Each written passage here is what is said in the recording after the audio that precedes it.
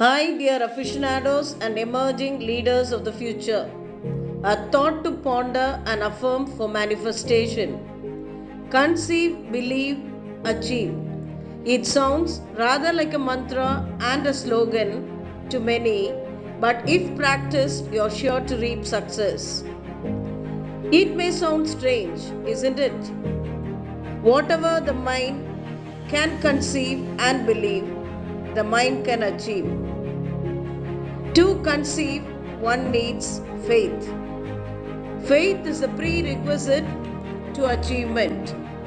A person with a purpose and plan, topped with faith, is undefeatable. One should have indomitable faith to overcome the impossible and the prevailing doubts one has after conception. The power of faith is unlimited as the power of God. As the Bible says, if you have faith as a grain of a mustard seed, you can move even mountains.